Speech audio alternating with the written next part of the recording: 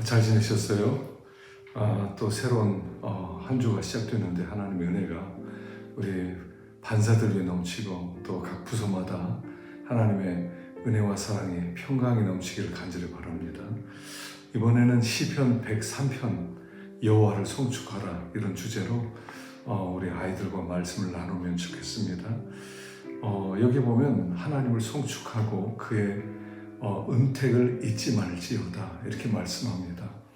우리가 찬양함으로 하나님께 영광 돌리기도 하지만 그것은 우리에게 하나님의 은혜를 기억하는 중요한 방법 중에 하나라는 거죠.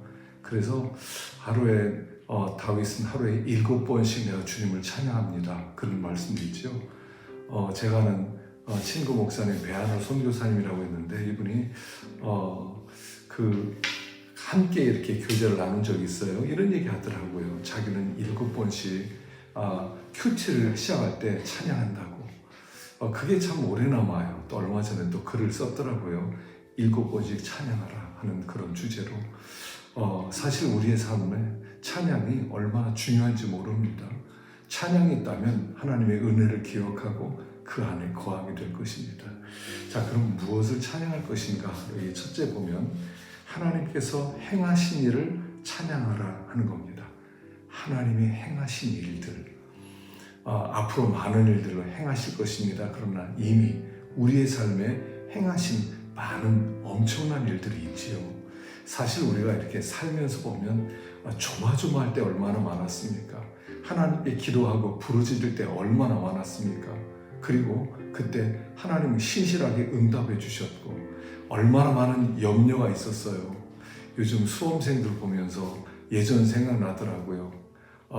나도 수험생 때 얼마나 조마조마했는지, 시험장에 들어갈 때 손 떨리면서 시험 보면서 하나님 도와주세요.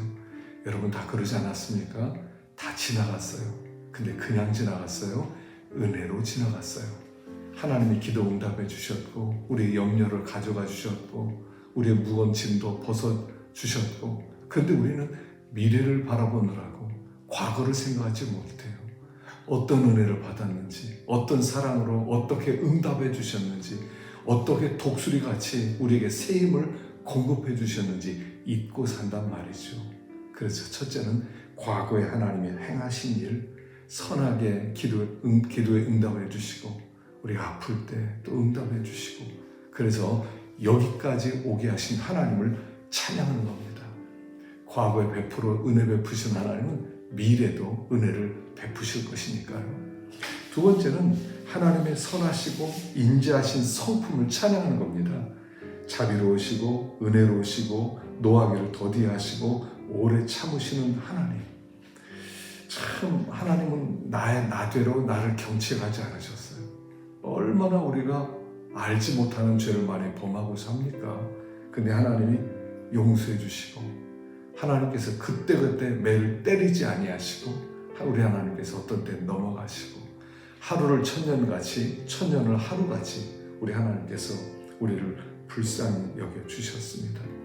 우리 한 사람 한 사람은 다 그런 것 같아요. 우리가 뭔가를 증명해요. 하나님은 선하시다.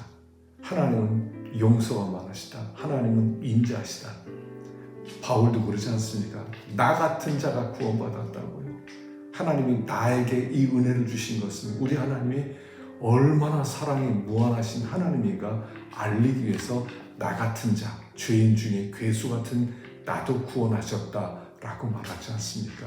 그래서 나의 나됨, 오늘 내가 이렇게 존재하고 오늘 은혜 가운데 사는 나란 존재가 하나님의 그 인자하심과 하나님의 은혜로우심의 증거다. 그래서 그것을 찬양해라 하는 겁니다. 그래서 우리와 하나님을 연결시켜서 생각하는 거예요. 저는 지난주에 성찬식 하면서 그걸 느꼈어요. 하나님이 나에게 떡을 집어주시면서 받아 먹어라. 내가 너를 위하여 흘리는 피요 너를 위하여 죽는 살이다. 참 그게 은혜가 되더라고요. 인자하신 하나님, 참 좋으신 하나님이시다는 것입니다. 세 번째는 우리와 언약을 맺어주신 하나님을 찬양하라는 거예요. 언약. 우리가 언약 얘기 많이 하죠. 우리는 언약 백성이에요. 근데 생각해 보세요. 우리가 누구와 언약을 맺으면 누구와 언약을 맺습니까? 우리가 언약을 맺을 때 좀 내가 이익을 볼 수 있는 사람, 이익을 좀 줄 수 있는 사람하고 약속하고 또 그런 사람과 교제하지 않습니까? 그런데 여기 성경에 보면 우리를 먼지 같은 존재라고 합니다. 우리는 잡초 같은 풀 같은 존재라고 얘기합니다. 아니, 잡초와 약속을 맺어요? 제가 우리 기도 파트에 있는 잡초들에게 얘들아 내가 너희와 약속하겠다. 너희를 건드리지 아니하고 너희를 창성하게 해주겠다. 이렇게 얘기합니까? 그러면 나에게 무슨 이익이 있는데요? 잡초가 무슨 상추처럼 이파리를 줄 수 있습니까? 열매를 줄 수 있습니까? 아무것도 줄 수 없어요. 우리가 하나님께 영광 돌린다, 이 몸 바칩니다 하지만 하나님께 무슨 유익이 있단 말입니까? 그런데 하나님은 우리 같은 자와 언약을 맺어주셨다는 사실에 엄청나지 않습니까? 그래서 나 같은 자, 우리가 하나님 나라를 우리가 상속을 약속받았어요. 우리가 에스겔 47장 하면서 오늘 말씀을 나누는데 천국은 구체적인 곳이라고 그랬죠. 추상적이지 않아요. 구체적이에요. 이 세상이 구체적인 것 이상으로 더 구체적인 것이 하나님 나라예요. 눈물도 없고 죄도 없고 죽음도 없고 슬픔도 없고 아픔도 없는 하나님 나라, 영원한 하나님 나라를 우리에게 주셨단 말입니다. 지난번에도 제가 말씀을 드린 것처럼 여러분 세상이 좋습니까? 천국이 좋습니까? 우리가 생각해보면 세상이 좋다 그러지만 사실은 하나님 나라가 1000배, 10,000배 좋다는 겁니다. 살아도 좋지만 죽으면 더 좋은 것이 우리의 미래예요. 우리의 소망인 것이에요. 어떻게? 언약 때문에. 언약 주신 하나님.